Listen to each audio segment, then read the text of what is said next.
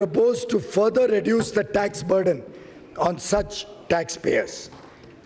Though, Madam Speaker, as per convention, the main tax proposals will be presented in the regular budget, small taxpayers, especially the middle class, salary earners, pensioners, and senior citizens, need certainty in their minds at the beginning of the year about their taxes. Therefore, proposals, particularly relating to such class of persons, should not wait. Hence, while for the present, the existing rates of income tax will continue for FY 19-20 also, I propose the following changes.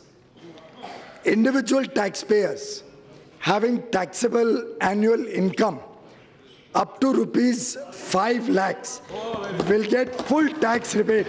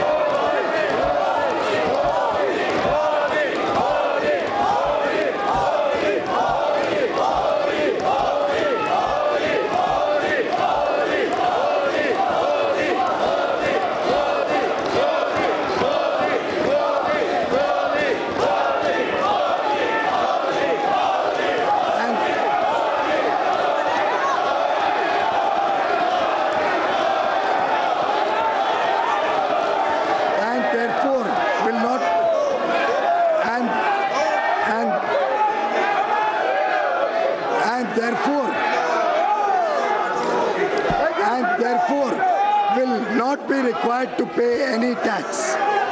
As a result, even persons having gross income up to rupees 6.5 lakhs may not be required to pay any income tax if they make investments in provident funds, specified savings, insurance, etc.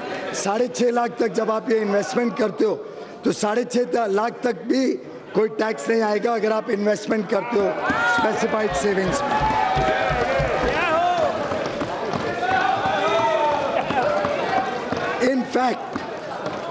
In fact, with additional deductions such as interest on home loan up to 2 lakhs, interest on educational loans, national pension scheme contributions, medical insurance, medical expenditure on senior citizens, with all of these other exemptions, deductions, persons having even higher income will not have to pay any tax.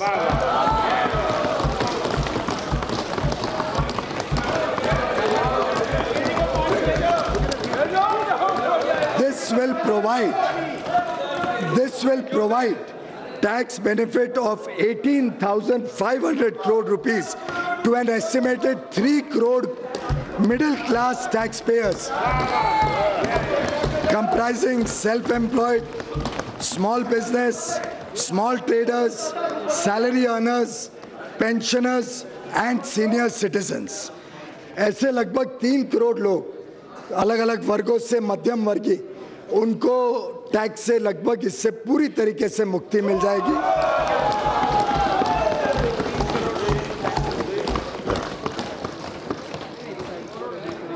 For salaried persons, standard deduction is being raised from the current 40,000 to rupees 50,000. This will provide additional tax benefit of rupees 4,700 crore to more than 3 crore salary earners and pensioners. Currently, income tax on notional rent is payable if one has more than one self-occupied house. Considering the difficulty of the middle class having to maintain families at 2 locations on account of their job, children's education, care of parents, etc., I am proposing to exempt levy of income tax on notional rent on a second self-occupied house.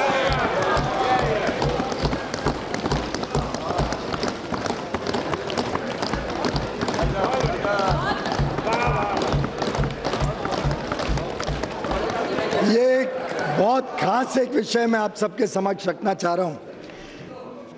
TDS threshold on interest earned on bank or post office deposits is being raised from 10,000 to 40,000 rupees. ये मैं madam speaker इसलिए महत्व कह रहा हूं कि कई हमारे पेंशनर्स हैं, कई महिलाएं हैं जो नौकरी या काम नहीं करती हैं पर उनकी पूंजी बैंक में रखती हैं। उनको TDS के कारण उनको इनकम टैक्स रिटर्न भरना पड़ता था, रिफंड लेना पड़ता था। अब 40,000 तक जब ब्याज मिलेगा बैंक से या पोस्ट ऑफिस डिपॉजिट से, उस पर TDS नहीं होगा।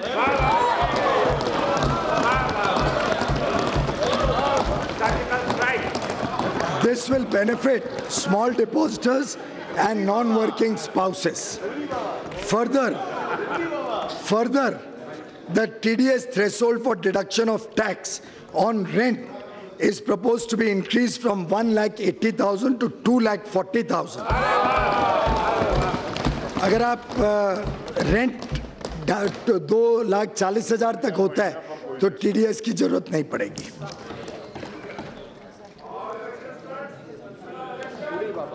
मैडम, एक मध्यम वर्गीय परिवारों में एक और ज्वलंत समस्या कई बार देखी गई। मैं मुंबई से आता हूं, मुंबई में हमने कई बार देखा कोई दक्षिण मुंबई में रहता है, वो अपना घर बेच के दोनों बच्चों के लिए 2 घर खरीदना चाहे, दूर इलाकों में जाना चाहे, तो उसके लिए एक बहुत महत्वपूर्ण निर्णय सरकार ने इस बजट द्वारा लिया है।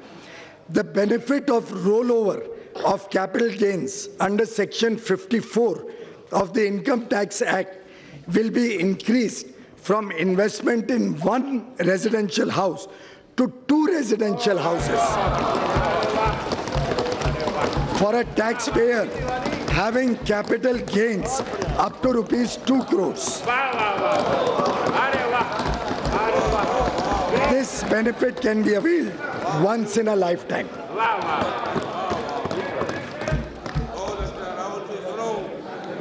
For making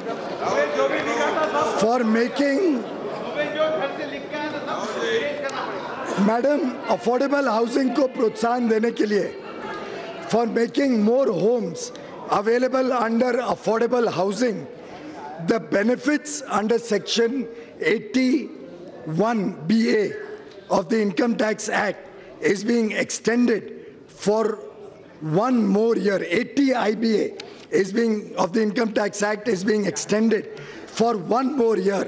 That is to all the housing projects which are approved till 31st March 2020.